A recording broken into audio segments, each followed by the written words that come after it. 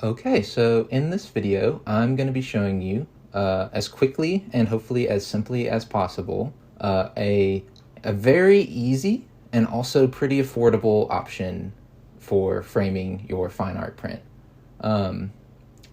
Obviously, if you get a ready-made frame from Hobby Lobby or Michael's or a local frame store, that's probably going to be a cheaper option, but this is still at a very accessible price, and it's going to be custom made for your print specifically, and it's going to look really beautiful and just really transform and elevate the print for your home. So anyway, I'm on framedestination.com, and what I did is I went to the custom picture frames option and went down to custom wood frames, which I can show you right here. And it gives you a bunch of options for different profiles for frames. The one I like is S24. When you hover over it here, it shows you the dimensions. What I like about S24 is that it is very deep and it'll stand off the wall, as you can see, by almost 2 inches. Let's see, you can choose whichever one you want. It's completely up to you. This one over here, wood frame profile 547, is, as you can see, much cheaper than the one I was just pointing out. So let's go with that one, because I'm assuming that you're probably working on a budget. And if you want to go for a more expensive frame, be my guest. But I'm going to try out 547 here. And I'm going to choose the color I want. I tend to like a lighter wood, so I really like this this washed out one here. And then you have this big interface here with a ton of different options, but don't get overwhelmed. It's super easy. I'm just going to go down here. I'm going to select single matte, and then I'm going to choose what kind of matte board I want. I really like the 4-ply museum matte board, or the Crescent 4-ply window matte board. These are both essentially the same thing.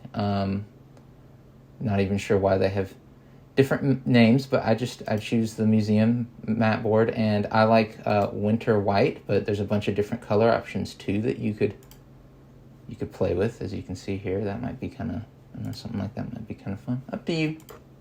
It's your print. And then the most important part of this is going to be correctly putting in the artwork size. This is the most important thing to get right. And all I have to do is refer to the list that I will send you of all of the artwork sizes for the different prints. If you ordered this one, Earthling, it is exactly 5 by 5 inches. So we're just going to use these drop-down menus to select 5 and 5 for the width and the height. Be careful not to mix up the width and the height. Those are easy to mix up.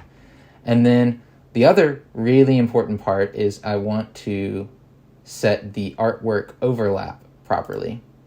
And for this print, what I've done is I have right underneath the image on the white border around the print, I've signed and numbered and put a small title in pencil. And so if I want to be able to see that when I frame my print, I'm going to need my mat to be a little bigger than the image itself. So I'm just going to select an artwork overlap, and I'm going to go down here into the negative numbers to make sure that it's like a negative overlap, right? So it's like moving away from the image rather than creeping in and covering parts of it up, like you normally would with a mat. So I'm going to select a negative ½ inch, minus 1/2 inch. And then really, once I have these three numbers double checked and I make sure they're all correct, then I'm good to go. The rest of these options are, just sort of the icing on the cake. Here you can set the width of the mat around the image. This will determine how big your frame will be in relation to the drawing. So if I were to select, 6 and 6, that's going to give me a really big frame. And, if you're trying to fill up a big space on the wall, that might be kind of cool. It's kind of fun to have the tiny drawing in the giant frame. But, if you're looking for something a little smaller, maybe 2 is going to be a good option. Yeah, 3 looks nice too. But just because it's a little more affordable, I'm going to go with 2 for now. Bottom weight is just going to determine whether or not there's a little extra room on the bottom.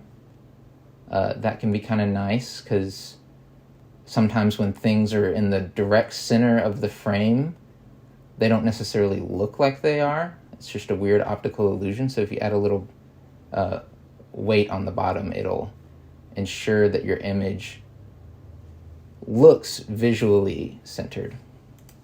So yeah, I might add just a 16th or something like that. And then with all the default options as they are right now, I could go ahead and just check out and have only spent $42 on my frame. And that's awesome. And this would, with the settings as they are now, this would look stellar. This would look professional. This would look awesome.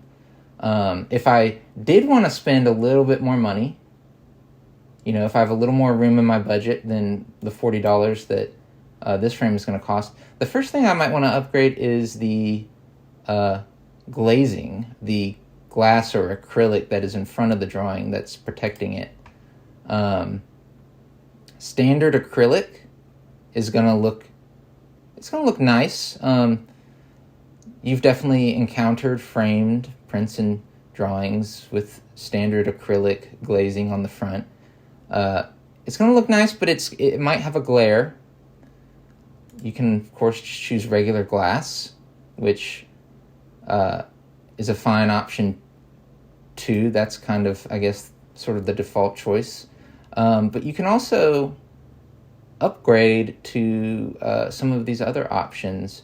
You don't really need to worry about UV filtering with a print so much, unless it's maybe going to be in direct sunlight in your house.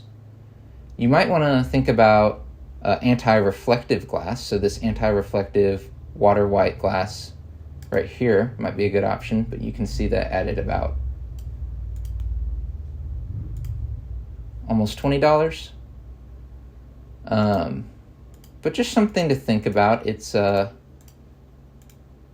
one only adds $10. The UV filter art glass, and I just said that UV filter isn't that important, but just by it being art glass of a little bit of a higher quality, meant for fine art framing, it should look a little nicer if you maybe go with an option like this. The backing, whatever's default, is fine.